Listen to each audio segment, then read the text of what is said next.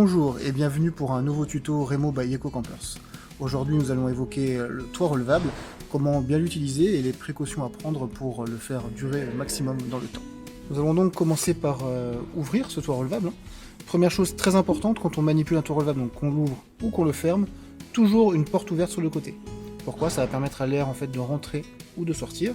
Si jamais vous fermez un toit relevable par exemple avec toutes les ouvertures qui sont fermées, la toile naturellement va se gonfler puisque l'air ne pourra pas sortir et vous allez abîmer la toile et vous allez abîmer les mécanismes. Donc ici nous sommes sur un modèle de toit relevable à sangle. Donc là tout simplement pour l'ouvrir il faut défaire ici complètement les deux sangles, on attrape les poignées qui sont sur les deux côtés, on pousse et le toit relevable monte tout seul. Une fois le toit relevable relevé, on peut également lever le lit. Donc là tout simplement on pousse, il est sur vérin donc il monte tout seul. On remarque ici qu'on a une sangle élastique noire. Cette sangle en fait n'a qu'une utilité, c'est lorsqu'on va baisser le toit relevable, ramener la toile en fait vers l'intérieur. Une fois qu'on est arrêté ici en stationnaire, on peut relâcher complètement cette sangle. On a sur les trois côtés ici des fenêtres qui s'ouvrent avec un système de fermeture éclair. Une fois ouverte, on vient pouvoir ici rouler la toile et la fixer grâce à un système de pression.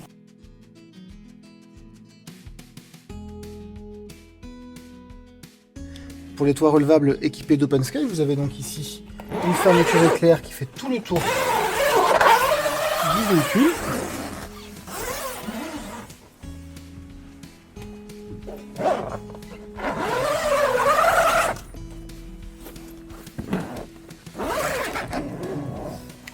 Et on va tout simplement rouler la toile et venir la fixer en haut.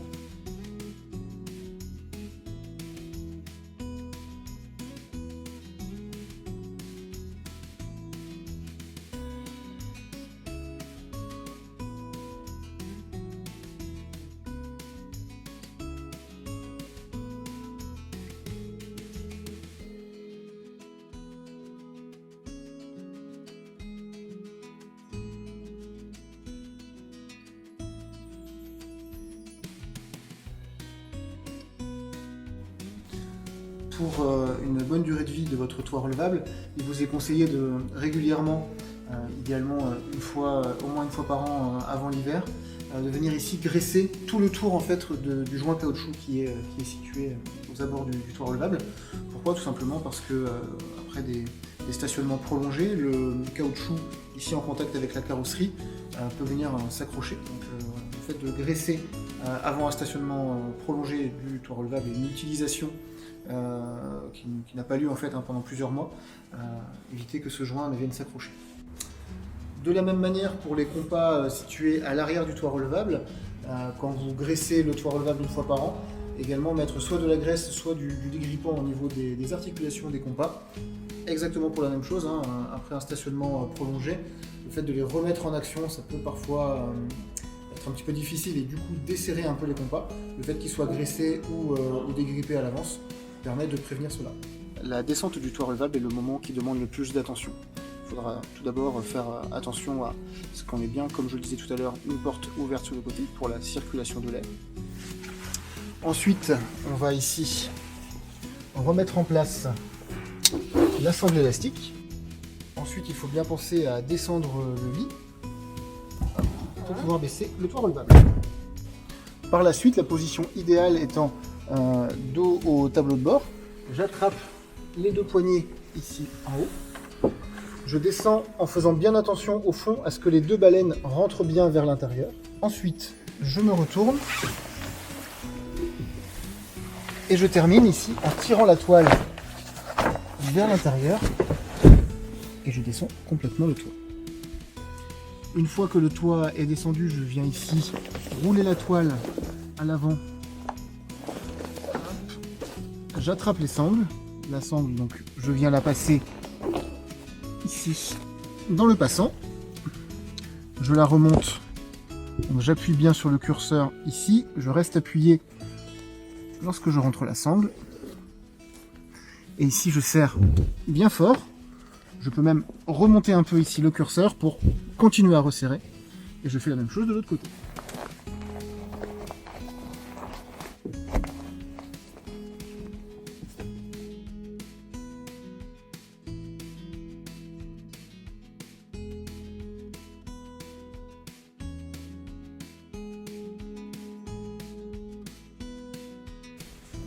Vous avez également ici la toile de finition qui est restée au-dessus, qui vient ici avec les velcro.